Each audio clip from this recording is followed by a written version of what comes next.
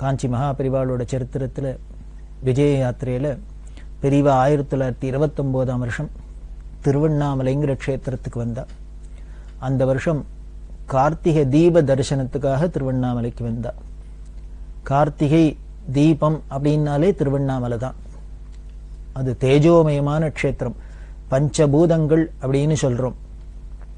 ஆகாசம், பூமி, நிலம், நீர், நெருப்பு, காற்று, ஆகாசம் அப்படின்னு பஞ்சபூதங்கள் சொல்றோம் இல்லையா?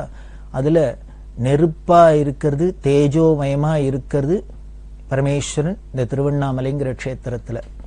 அதாவது என்ன அப்படின்னா, இந்த பஞ்சபூதங்களும் பரமேஸ்வரன் தான், ஈஸ்வரன் தான் அப்படின்னு காமிக்கிறாப்புல இந்த பஞ்சபூதங்களையுமே அந்தந்த ஸ்வரூபமா 5 க்ஷேத்திரங்கள்ல சொல்லப்பட்டிருக்கு. திருவண்ணாமலையில ஜோதிஸ்வரூபமா, அக்னிஸ்வரூபமா இருக்கார். திருவானைக்காவல்ங்கிற இடத்துல அப்புலிங்கமா, அதாவது நீர் ரூபமா இருக்கார். பார்த்தேன்னாலே திருவானைக்காவல்ல அடியில தண்ணி ஊறிண்டே இருக்கு, ஜம்புகேஸ்வருக்கு அடியில அப்படி நீரா இருக்கார். காளஹஸ்திங்கிற இடத்துல வாயுவா இருக்கார். சிதம்பரத்துல ஆகாசமா இருக்கார். காஞ்சிபுரத்துல ஏகாம்பரேஸ்வரர் பிருத்திவி பூமி லிங்கமா இருக்கார். இப்படி பஞ்சபூதங்களும் பஞ்சலிங்கங்களா பஞ்ச லிங்க க்ஷேத்திரத்துல பிரகாசிக்கிறதா நமக்கு புராணங்கள்லாம் சொல்றது. அப்படி இந்த திருவண்ணாமலைங்கிறது தேஜோமயமான க்ஷேத்திரம், அக்னி க்ஷேத்திரம். அருணாச்சலேஸ்வரர், அபீதகுச்சாம்பா, அண்ணாமலையார் அண்ணாமலையார் அப்படிங்கிறோம். இங்க சுவாமி ஏதோ கோயிலுக்குள்ளதான் இருக்கார் அப்படின்னு இல்லை. அந்த திருவண்ணாமலை அப்படின்னு அந்த மலை இருக்கே, மலையே அது ஈஸ்வர ஸ்வரூபம் தான். அந்த மலை மேலதான் இந்த கார்த்திகை தீபத்தை ஏத்துறா. அதாவது நமது சனாதன மதத்துல ஈஸ்வரனுக்கு உருவ வழிபாடு சொல்லியிருக்க. அருவமா இருக்கிற ஈஸ்வரனுக்கு நம்மளோட சௌரியத்துக்காக உருவமாவும் சொல்லப்பட்டிருக்கு. அவருக்கு உருவம் இல்லைன்னா கூட பேர் வேண்டாம், ஊர் வேண்டாம், இடம் வேண்டாம், அது வேண்டாம், இது வேண்டாம், நாம ரூபங்கள்லாம் இல்லாத இதுக்கெல்லாம் அப்பால் இருந்தா கூட நம்மளால அதை கிரகிச்சுக்க முடியல. ஏன்னா நமக்கு ஒரு நாம ரூபம்லாம் இருக்கிறதுனால நமக்கு சரியா ஏதாவது ஒண்ணு இருந்தாதான் நம்மளால பிடிச்சுக்க முடியும். இந்த நம்ம சௌரியத்துக்காக தான் இப்படி நாம ரூபங்கள்லாம் இல்லாத இருக்கிற அந்த பரபிரம்மம், நிர்குண பரபிரம்மம் சகுணமா ஒரு நாம ரூபங்களோடலாம் வருது. அப்படி வரத்தே அந்த தேஜோமயமா இருக்கிற அந்த பரமேஸ்வரன் இந்த மலையாவேவும் இருக்கார், மலஸ்வரூபமாவே இருக்கு. அதனால திருவண்ணாமலை தான் கிரி பிரதட்சணம் ரொம்ப பிரசித்தமா இருக்கிறதுக்கு காரணம், அந்த கிரி பிரதட்சணம்னா சாட்சாத் பரமேஸ்வரனே பண்றோம். அது மேலதான் இந்த தீபம். கார்த்திகை மாசத்துல பௌர்ணமியில, கிருத்திகா பௌர்ணமியில தீப உற்சவம் தமிழ்நாட்டுல ரொம்ப பிரசித்தம். அந்த தீப தரிசனத்துக்காக பெரியவா 1929ஆம் வருஷம் திருவண்ணாமலைக்கு வந்தா. இந்த திருவண்ணாமலைக்கு இது தேஜோமய க்ஷேத்திரம், பஞ்சலிங்க க்ஷேத்திரத்துல ஒண்ணு அப்படின்னு சொன்னோம். அதை விட பெரிய பெருமை என்ன அப்படின்னா, நமது சனாதன மதத்துல எல்லா மதத்திலையுமே இந்த ஜென்ம நிவர்த்திக்குத்தான் வழி சொல்றது. இந்த பிறப்பு இறப்புங்கிற இந்த சக்கரத்திலேருந்து மாட்டிக்காத வெளியில வரணும் அப்படிங்கிறது தான் எல்லா மதத்தோட லட்சியமும். மோட்சம் அப்படிங்கிறோம், சால்வேஷன்கிறோம், விடுதலைங்கிறோம், அதுங்கிறோம், இதுங்கிறோம், ஏதோ சொல்றோம். இதுல இருந்தெல்லாம் விடுபடணும் அப்படிங்கிறது தான் எல்லாரோட லட்சியம், எல்லா மதத்தோட லட்சியம், எல்லாம் அதுக்கு தான் சொல்றது. அதுக்கு நமது சனாதன மதத்துல கர்மானுஷ்டானங்களை பண்ணி சித்த சுத்தி ஏற்பட்டு பக்தி பண்ணி மனசு அப்படியே அன்புமயமா ஆகி அப்படி ஆரத்தே அதுல உள்ளுக்குள்ள ஈஸ்வரன் அன்பே ஸ்வரூபமா இருக்கிற, அந்த பிரேமஸ்வரூபமா இருக்கிற, ஆனந்த ஸ்வரூபமான அந்த ஈஸ்வரன் பிரகாசிக்கிறான் அப்படிங்கிற ஞானத்தை அடைஞ்சோம்னா உடனே நமக்கு விடுதலை கிடைச்சிருது, இந்த பிறப்பிறப்பிலேருந்து தப்பிக்கிறோம் அப்படின்லாம் சாஸ்திரங்கள்லாம் சொல்றது. இது பொதுவான வழி. ஒரு ஊருக்கு இப்படி போனோம்னா இதான் நேர் ரூட்டு. கர்மானுஷ்டானங்கள்லாம் பண்ணி சித்த சுத்தி ஏற்பட்டு பக்தியினால மனசு பக்குவமாகி அதுல தெல்ல தெளிஞ்சு ஞானத்தினால ஈஸ்வரனை உணர்ந்து அகம் பிரம்மாஸ்மி அப்படிங்கறதெல்லாம் உணர்ந்து நாம இந்த பேரானந்தத்தை அடையணும் அப்படிங்கிறது பொதுவான வழி. எல்லாரும் இப்படிதான் போய் அடையணும்.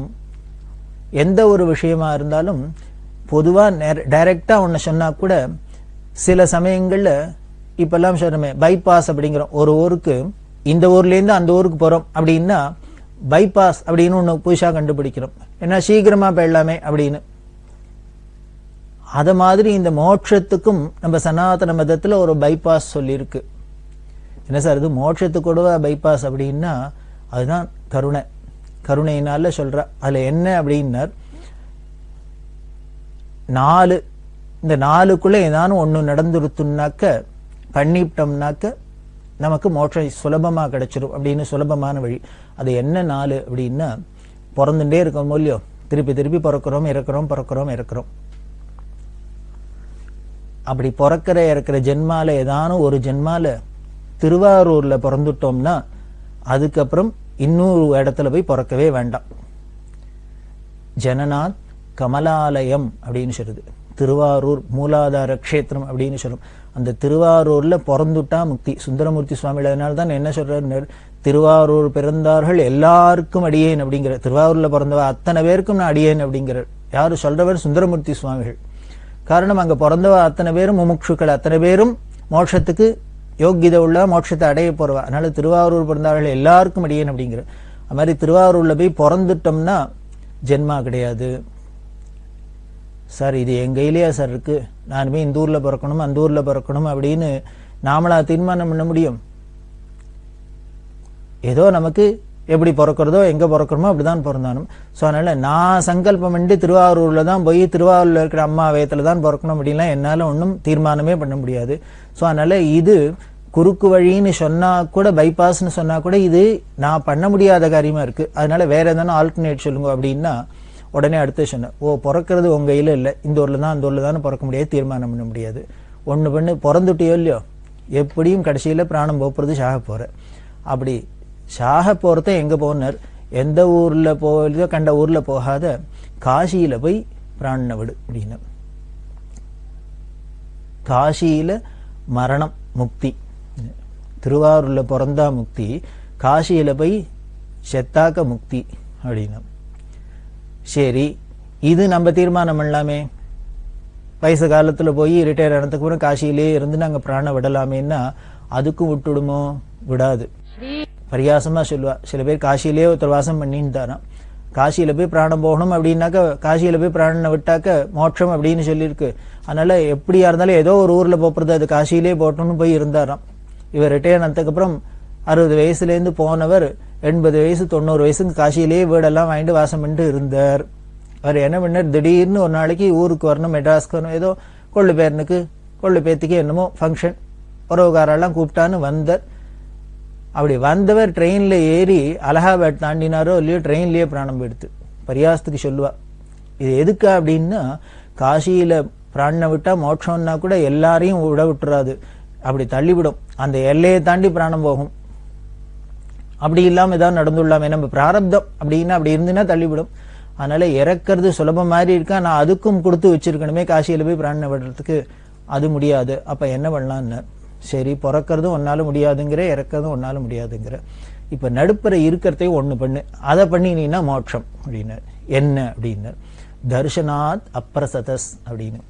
சிதம்பரத்துல போய் தரிசனம் பண்ணினா மோட்சம். சிதம்பரத்துல பார்த்தீங்கன்னா ஆருத்ரா தரிசனம், ஆருத்ரா தரிசனம்னு மார்கழி மாசத்துல திருவாதிரையில ரொம்ப பிரசித்தமா இருக்கே. சிதம்பரம்னாலே தரிசனம் தான். அங்க அந்த நடராஜாவை, இந்த தூக்கிய திருவடிய, குஞ்சித பாதத்தை பார்த்தாலே மோட்சம். எப்பேற்பட்ட பிரபு, அந்த திருப்பாதத்தை பார்த்தாலே மோட்சம். அதை பார்க்கணும்னா கூட நம்ம போய் சிரமப்பட வேண்டாம்னே அந்த சுவாமி கருணையினால என்ன பண்றாருன்னார், இந்தா பாரு அப்படின்னு தூக்கி இடது கால நீட்டின்டே நிக்கிறார். தூக்கிண்டு 2 காலையும் ஒன்னா வச்சிருந்தாருன்னா, அதுல போகு நகையெல்லாம் சாத்தி வச்சிருந்தாருன்னா பாத தரிசனம் பண்ணாலே மோட்சங்கிறா, எங்க இருக்குன்னு தேட வேண்டாமே அப்படின்ட்டு, இந்தா இதைத்தானே பார்க்கணும், உனக்கு மோட்சம் தானே வேணும், இந்தா பொடி அப்படிங்கிறாப்புல. காலை இடது காலை தூக்கிட்டு இருக்கிறதோட இல்ல, இடது கையால காமிச்சுன்னு வேற இருக்கார். வேற எதையா நினைச்சுன்னு விட போறோம்னு, இதான் பாரு, இதைத்தான் பார்த்துக்கோ பிடிச்சுக்கோங்கிறாப்புல. அப்படி அந்த குஞ்சித பாதத்தை நடராஜாவை தரிசனம் பண்ணினாலே மோட்சம் அப்படின்னார். எப்போ அப்படின்னார், அந்திம காலத்துல தரிசனம் பண்ணினா மோட்சம். முடியுமோ? அதுக்கான கொடுத்து வைக்குமான்னு, கொடுத்து வைக்காது. என்ன பண்ணுவோம்னா, சிதம்பரம் வழியால கார்ல போவோம், ட்ரெயின்ல போவோம், அங்க போவோம், இங்க போவோம், இந்த பக்கத்துல இருந்து அந்த பக்கம் போவோம், அந்த ஊர்ல இருந்து இந்த ஊருக்கு போவோம். ஆனா சிதம்பரத்துல இறங்கி தரிசனம் பண்ணணும்னு தோணாது. திருவாதிரை அன்னைக்கு ஆருத்ரா தரிசனத்துக்கு போய் தரிசனம் பண்ணணும் அப்படின்னா சில பேர் சொல்ல, சார் திருவண்ணாமலையில போய் இந்த கூட்டத்துல போய் யாரான்னு மாட்டிப்பாளா, சிதம்பரத்துல போய் இந்த கூட்டத்துல போய் மாட்டிப்பாளா அப்படி இல்லாம சொல்லுவா. அது பிராரப்தம் அப்படி இருந்தாதான் இது மாதிரிலாம் தோணும். கூட்டத்துல மாட்டிப்பாளன்னா நமது சாஸ்திரங்கள்லாம் சொல்றது, பெரியவா சொல்லுவா, கூட்டம் எங்க இருக்கோ அந்த ஃபங்க்ஷன்ல, விழான்னா திருவிழான்னா கூட்டம் இருக்கத்தான் இருக்கும். அந்த கூட்டத்துல போய் நீ சுவாமியை நன்னா பார்க்கலன்னா கூட பரவாயில்ல, இத்தனை கூட்டத்துக்கு பக்தாள்லாம் வந்திருக்காள், அவள்லாம் பார்த்தாலே புண்ணியம்தான். கிடைச்சிருமா? இத்தனை சாதுக்களோட சங்கம், இத்தனை பக்தாளும் ஒரே இடத்துல சேர்ந்து குமியறது, அத்தனை பேரையும் பார்க்கறது, அந்த தலையை பார்த்தாலே புண்ணியம் அப்படின்னா அதுதான் வேண்டாம். அந்த பாவம் தான் முக்கியம். அது பார்த்துட்டு வந்தவாள்லாம் பார்த்தாலே போறோம், அந்த தலையை பார்த்தாலே ஒரு புண்ணியம் தான். அது மாதிரி இந்த சிதம்பரத்துல தரிசனம் பண்ணினா மோட்சம். இதுக்கும் கொடுத்து வைக்கணும்ங்கிறேள். சரி, கிடைக்கலன்னா என்ன பண்றது? ஒருத்தருக்கு ஆயுசு முழுக்களும் இருந்து சிதம்பரத்துல நடராஜ தரிசனமே கிடைக்கலன்னா என்ன பண்றதுன்னு, பிறக்கிறதும் முடியலங்கிறேள், இறக்கிறதும் முடியலங்கிறேள், பார்க்கறதும் முடியலன்னா இப்ப என்னதான் பண்ணார்? கடைசியா சொன்னார், சரி பிறக்கிறதும் முடியலையா, இறக்கிறதும் உங்க கையில இல்லையா, அப்படி இருந்து பார்க்கறதுக்கும் உனக்கு முடியலையா, டைம் இல்லையா, ஒன்னே ஒண்ணு பொண்ணு, ஸ்மரணாத் அருணாச்சலம். அருணாச்சலம்னு நினைய, திருவண்ணாமலையை நினை, அருணாச்சலத்தை நினைச்சாலே மோட்சம். நினைக்கிறதுக்கு இனிமே நீ அந்த ஊருக்கு போக வேண்டாம், அப்படி பண்ண வேண்டாம், இப்படி வேண்டாம், ஒரு செலவும் இல்லை, ஒரு சிரமமும் இல்லை. இருக்கிற இடத்திலே உட்காந்து அருணாச்சலம் அருணாச்சலம் அருணாச்சலம் நினைச்சா போறோம், மோட்சம். இதை விட சுலபமா பைபாஸ் யாராலையான கண்டுபிடிக்க முடியுமா என்ன? எப்படி எல்லாம் சாதனை பண்ணி கர்ம பக்தி ஞானத்தினாலாம் பரிசுத்தமாயி நாம மோட்சத்தை அடையணுமோ அதை உட்கார்ந்த இடத்திலேருந்து நினைச்ச மாத்திரத்துல கொடுக்கிறார் கைவல்ய பிரதம். அப்படின்னா அந்த அருணாச்சலேஸ்வரர், அந்த அபீத குஷாம்பா என்ன ஒரு கருணையோட உருவமா இருக்கணும் அப்படிங்கறத நாம நினைச்சுக்கலாம். அப்பேற்பட்ட திவ்ய கஷேத்திரம் அருணாச்சலம். அதை நினைக்கணும். அதுவும் எப்ப நினைக்கணும்னா அந்திம காலத்துல. அந்த அருணாச்சலத்துக்கு பல மகிமைகள். பிருங்கிங்கிற ஒரு மகரிஷி பரம சிவபக்தர். சிவபக்தினா எப்படின்னா புறந்தொழாள் அப்படின்னு சொல்றாரு. அந்த ஈஸ்வரனை தவிர வேற அந்நியம்னு ஒண்ணு இருக்குன்னே தெரியாது, தொழறதும் இல்லை அவர். எந்த அளவுக்குன்னா மற்ற தேவதைகளுக்கெல்லாம் நமஸ்காரம் பண்ணி பூஜை பண்ணாத்தோட இல்ல, பரமேஸ்வரனோட பத்னியான அம்பாளை கூட அவர் நமஸ்காரம் பண்ணினது இல்லை. அப்படி சிவனை தவிர வேற ஒண்ணுமே தெரியாது, பார்வதின்னு கூட கண்டுக்க மாட்டார், நமஸ்காரம் பண்ணல. இது அம்பாளுக்கு குறையா இருந்தது. இவர் என்ன நம்ம புருஷன்ட்ட இவ்வளவு பக்தியா இருக்கார், ஆனா நம்மள்ட்ட துளி கூட பிரியத்தை காமிக்க மாட்டேங்கிறாரு, நமக்கு ஒரு நமஸ்காரம் பண்ண மாட்டேங்கிறேன்னு. அதனால அம்பாள் என்ன பண்ணாளான்னா, எப்படியான இவரை நமஸ்காரம் பண்ண வச்சுறது தனக்கும் அப்படிங்கிறதுனால பரமேஸ்வரன்ட்ட பாதி சரீரத்தை வாங்கினுட்டா. நீங்க தனியா நான் தனியான பக்கத்துல இருந்தா தானே இவர் என்னை விட்டுட்டு உங்களுக்கே நமஸ்காரம் பண்ண. அதனால நம்ம ரெண்டு பேரும் சேர்ந்து மெர்ஜ் ஆயிடுவோம். ஒன்னா ஆயிட்டோம்னாக்க இப்ப எப்படியா இருந்தாலும் என்ன தனியா பிரிச்சு நமஸ்காரம் பண்ணாத இருக்க முடியாது. அதனால ரெண்டு பேருக்கு சேர்ந்துதான் பண்ணியானோம் அப்படின்னு சுவாமிகிட்ட இடப்பாகத்தை வாங்கினதா புராணம் சொல்றது. அதனாலதான் அர்த்த நாரி அப்படின்னு பேரு. ஒரு பாதி பக்கம் பெண்மையா இருக்கிறவன். அப்படி பரமேஸ்வரன் பாதி சரீரத்தை வாங்கிட்டாலும். அப்படி வாங்கிட்டு அர்த்தநாரியா ஆனது எந்த இடத்துலன்னு, இந்த திருவண்ணாமலைங்கிற கஷேத்திரத்துல. இன்னைக்கும் பார்த்தேன்னா இந்த புராண கதையெல்லாம் இதெல்லாம் சத்தியம்ங்கிறதுக்கு திருவண்ணாமலையில தீப திருவிழா அப்படின்னு பெருசா கொண்டாடுறாளே, கார்த்திகை தீபோத்சவத்துல அர்த்தநாரி காட்சி அப்படின்னு ஒண்ணு உண்டு. சுவாமி அந்த பல்லாக்கில் தூக்கிட்டு வேக வேகமா ஓடி வந்து ஓடி போவா. அர்த்தநாரீஸ்வர சுவாமி அப்படி ஆவிர் பவிச்சது. அது இன்னைக்கும் நமக்கு ஒரு விழாவா காட்சி கொடுத்துட்டு அர்த்தநாரி கோலத்துல. அப்படி அர்த்தநாரீஸ்வரா பரமேஸ்வரன் நின்னதும் இடத்தை அடைஞ்சதும் பெருமை அடைஞ்சதும் இந்த திருவண்ணாமலை தான். அருணாச்சலேஸ்வருக்கு அர்த்தநாரின்னு ஒரு பேரும் உண்டு. இந்த அப்படி இருந்தது. அதே மாதிரி பிரம்மாவும் விஷ்ணுவும் பரம்பொருளை தேடினா. யாரு பெரியவா அப்படிங்கிறதே இது நடுப்புற பெரிய ஒரு ஜோதி வந்து ஆகாசத்துக்கும் பூமிக்குமா நின்னுடுத்து. ஒரு அசரீரி கேட்டுது, இது இருக்கு, இதோட ஆரம்பம் எங்க ஆரம்பிக்கிறது முடியறது எங்கன்னு கண்டுபிடிச்சேன்னா அவாதான் பெரியவா அப்படின்னு ஒரு அசரீரி கேட்டுது. அதனால உடனே விஷ்ணு வராகாவதான் எடுத்துட்டு இத பாதத்தை எங்க கீழே முடியறது அப்படிங்கறத தேடிடுறேன் அப்படின்னு அடியை தேடின்னு கீழே போனார். பிரம்மா உடனே அன்னபட்சிங்கிற உருவத்தை எடுத்துட்டு பறந்துன்னு அதோட முடிய பார்த்துடுறேன் அப்படின்ட்டு தேடினா. ரெண்டு பேரும் அடியும் முடியும் தேடிட்டு மேலையும் கழியுமா போனா போனா போனா போனா அவர் மேல போயிட்டே இருக்கார், அவர் கீழே போயிட்டே இருக்கார். கண்டுபிடிக்க முடியல, அடிமுடி தெரியாத இருக்கு. அதுக்கப்புறம்தான் அவ ரெண்டு பேரும் பிரார்த்தனை பண்ண பரமேஸ்வரன் அவளுக்கு காட்சி கொடுத்து ஜோதி ஸ்வரூபமா இருந்ததா புராணம் சொல்றது. அப்படி பிரம்மா விஷ்ணும் கூட பார்க்க முடியாத அளவுக்கு ஆதி அந்தம் இல்லாத, அதாவது ஆனந்த வஸ்துவோல்லையோ அன்போல்லையோ, அன்புக்கு ஏதான ஆரம்பம் உண்டா முடிவு உண்டா?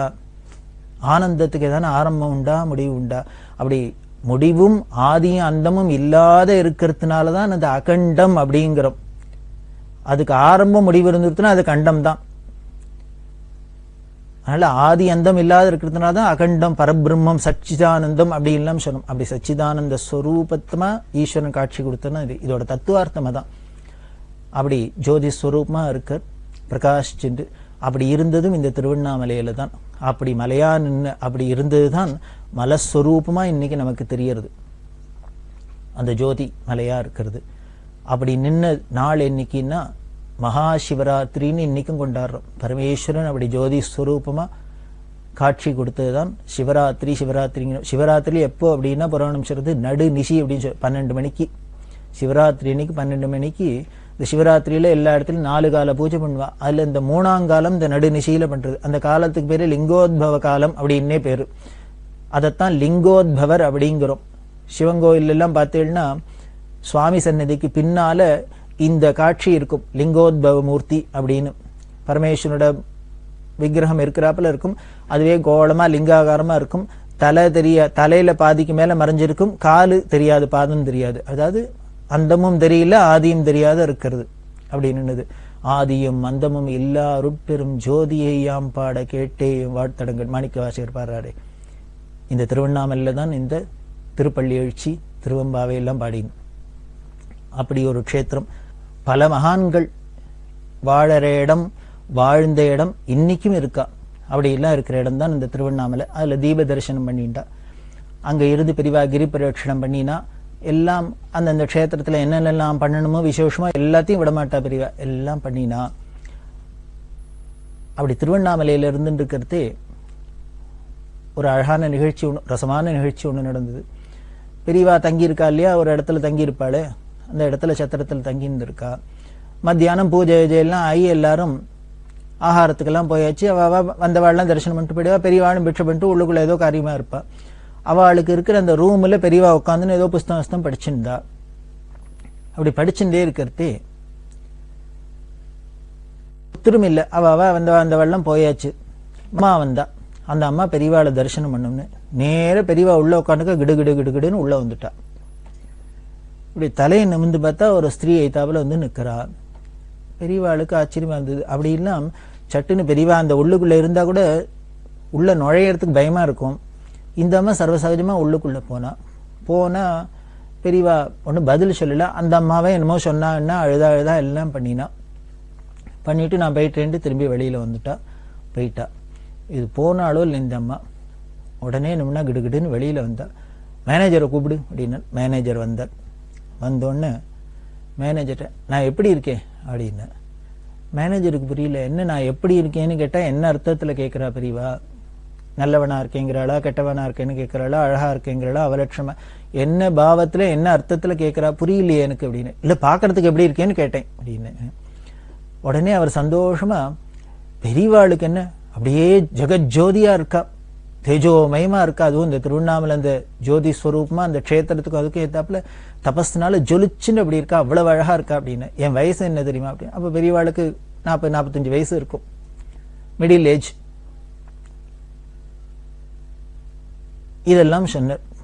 என்னோட ஆசிரமம் என்ன தெரியுமான்னு. அவருக்கு என்ன சந்நியாசாசிரமம் அப்படின்னு. உடனே இந்த சந்நியாசாசிரமத்துக்கு முதல் நியமம் என்ன தெரியுமான்னு, பிரம்மச்சரியம். சன்னியாசிகளுக்கு முதல்ல சொல்லியிருக்கேன்னு 3 தான் நியமம். என்னென்ன 3 இருந்தா அவர் சன்னியாசி. என்னென்ன? பிரம்மச்சரியம், அஹிம்சை, அதே மாதிரி உடமை இல்லாத இருக்கிறது. இது 3 இருந்தா சன்னியாசி. அதுல பிரம்மச்சரியம் அந்த ஆசிரமத்தோட லட்சணம் அப்படின்னு. நான் ஒரு பிரம்மச்சரிய ஆசிரமத்துல இருக்கேன். வயசோ எனக்கு எவ்வளவு வயசா இருக்கு. நான் பார்க்கறதுக்கும் நீங்க ஒரு ஆம்பளை என்ன பார்த்தோன்னே நன்னா இருக்கேன்னு சொல்றேன். இப்படி எல்லாம் இருக்கு. அப்படி இருக்கிறதே நானோ தனியா உள்ளுக்குள்ள உட்கார்ந்துட்டு இருக்கேன். உட்கார்ந்து இருக்கிறதே ஒரு ஸ்திரீ வந்து என்னை தனியா பார்க்க வரான்னா இது பார்க்கறதுக்கு நன்னா இருக்கா அப்படின்னு. இது நியாயமான. இப்படி பெரியவா கேட்டோன்னா அவர் ஒரு மாதிரி நடுங்கி போயிட்டார். ஏன்னா இப்படி ஒரு கேள்வியை எதிர்பார்க்கல. ஏன் இல்லை என்ன தப்புன்னார். அவ ஏதோ தரிசனத்துக்கு வந்தா பெரியவாளை பார்க்கணும் தானே, வரட்டும். எல்லாரும் 10 பேர் இருக்கிறதே வரலாமே, நான் தனியா உள்ள உட்காந்துக்கிறதே ஒரு பொம்மநாட்டி என்ன வந்து தனியா பார்ப்பானே அப்படின்னு. இல்ல அந்த அம்மா ஏதோ தனியா தன்னோட குறைய பெரியவாள்கிட்ட சொல்லி அனுகிரகம் வாங்கிக்கணும்னா அதனால நான் தான் நினைச்சேன் அப்படின்னு. உடனே பெரியவா சொன்னா, நீ இந்த மடத்துல மேனேஜரா இருந்து இந்த மடத்து சாமானுமானெல்லாம் பாத்துக்கிறது மட்டும் உன்னோட வேலை இல்லை, நான் ஒழுங்கே இருக்கேன்னா அப்படின்னு என்னையும் பாத்துக்கிறதும் உன்னோட வேலை, அதுக்கும் சேர்த்துதான் உன்னோட டியூட்டி அப்படின்னு சொல்லிட்டு சொல்றா. யாரானு வர பாக்குறோம், திடீர்னு யாரானு வந்தாக்க நான் ஒரு பொம்மநாட்டியோட உள்ளுக்குள்ள நின்றுட்டு பேசிட்டு இருக்கிறத பார்த்தா அவ என்ன நினைச்சுப்பா, தப்பா நினைச்சுக்க மாட்டா அப்படின்னு. இது சொன்னோடனே அவருக்கு ரொம்ப கோபம் வந்துடுத்து, வருத்தமா இருந்தது. அப்படி யாரானு பெரியவாளை சொன்னான்னா அவ நாக்கு அழுகி போயிடும் அப்படின்னு. அவ எப்பேற்பட்ட நெருப்பு சுத்தம் அப்படிங்கிறது எங்களுக்கு தெரியும் அப்படின்னு. உடனே பெரியவா சொல்றா, இது நல்ல கதையா இருக்கே, நம்ம அடுத்தவா சந்தேகப்படுறாப்புல ஒரு காரியத்தை பண்ணிவிட்டு சந்தேகத்துக்கு இடம் கொடுத்துட்டு அப்புறம் அவ சந்தேகப்பட்டு நம்மளே தான் தப்பா சொன்னாக்க அவளுக்கு நாக்கழுகணும் கண்ணிய வேணும்னு அவளை சபிக்கிறது பிரயோஜனம் இல்லை. உடனே ஒண்ணு தெரிஞ்சுக்கோ, யாரா இருந்தாலும் அடுத்தவாளுக்கு சந்தேகத்துக்கு இடம் கொடுக்காத நாம நடந்துக்கணும். அப்படி நாம கிளியரா நடந்துட்டோம்னா அடுத்தவா நம்மள எதுவும் தப்பு சொல்ல போறதுல எதுவும் தோஷம் சொல்ல போறதுல வழிய நம்ம சந்தேகத்துக்கு இடம் கொடுத்துட்டு அப்புறம் அவ சொல்றாளேன்னு அவளை வருத்தப்படக்கூடாது அப்படின்லாம் அவருக்கு அட்வைஸ் பண்ணி, அதனால இனிமே சொல்றேன், யாரா இருந்தாலும் ஸ்திரீகள் தனியா வந்தா என்னை பார்க்க விடாது, அப்படி அவ ஏதானு சொல்லணும்னாக்க யாரானு ஒரு புருஷால கூட அனுப்பு, அதுதான் அழகை வழிய இப்படி எல்லாம் பண்ணாத அப்படின்னு. என்ன ஒரு தர்மம் நியாயம். அதாவது இதுல இருந்து என்ன தெரியும், பெரியவா அதை ஊர் உலகத்துக்காகவே இல்லை, தன்னோட சுயமாவே இப்படிதான் சுத்தமா இருந்திருக்கா அப்படின்னு தெரியுது. அது நடந்தது திருவண்ணாமலையில தான். அப்படி நெருப்பாதான் பெரியவாளும் இருந்திருக்கான்னு தெரியுது.